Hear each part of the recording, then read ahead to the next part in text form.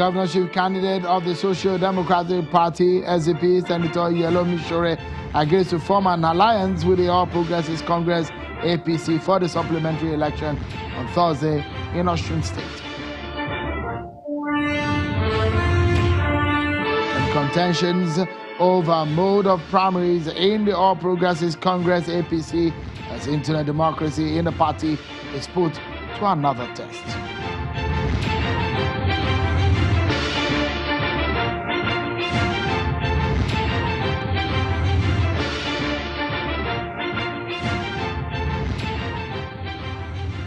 Many thanks for joining in, everyone. This is Politics Today live on Channels Television. I'm Sheon Wakimbaloye in Lagos.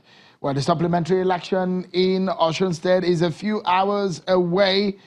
A few left to complete the decision of who becomes the governor of Osun State for another 4-year term. Well, the governorship candidate of the Social Democratic Party, SDP, Senator Omisore, has agreed to form an alliance with the All Progressives Congress, APC. Omisore told journalists in Ile-Ife on Wednesday that he decided to support the APC after the party accepted the conditions he gave earlier for its support. The SDP candidate had said he would only support any party between the PDP and APC that agrees to uphold SDP's core values. We have therefore, as a party, SDP, accepted to support APC for featuring in the Iran election tomorrow, and have to form a coalition government with APC in the next future. Thank you. Well, as short as those words may be, it means a lot for a lot of people that will be voting, especially now that over 300 votes divide the two major candidates, PDP and the APC. So they go into that election looking for the support wherever they may be. Mr. Omisore is being the bride of the two major parties. Well, we also understand that INEC has distributed materials for tomorrow's supplementary election. We'll keep tabs on that and stay with Channels Television for that coverage until we know who wins that election. Well, let's give you some updates across all the states and some of the top political stories we're following for you right now.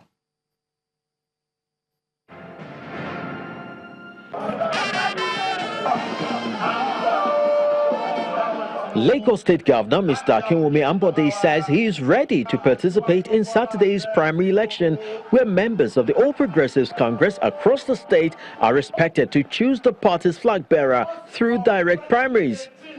In a statement issued by the Commissioner for Information and Strategy, Mr. Kehinde Bamigbeto, the governor said he is restating his readiness in line with the choice of the party in Lagos State and the validation given to the direct primary preference by the Governor's Advisory Council.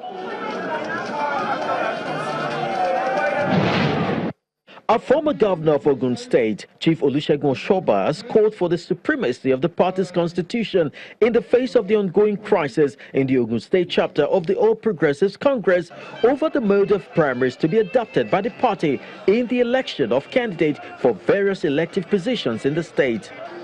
The former governor expressed the desire to embrace the direct primary as instructed by the National Working Committee of the party, a sharp contrast to the resolution of the indirect primary adopted by the leadership of the party in the state. We must follow the directive of the National Working Committee.